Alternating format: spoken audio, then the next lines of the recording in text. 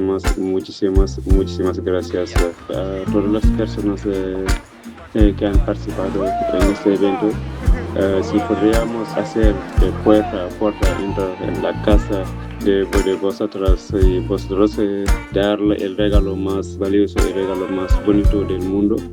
Muchas personas que han dejado todo, que han manejado todos los esfuerzos posibles, ¿no? Para apoyarnos en este día tan feliz, tan digno, tan necesario, ¿no? Ante todo lo que estamos viviendo.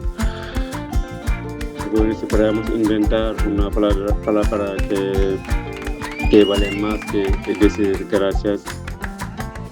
Muchísimas gracias, Jerry.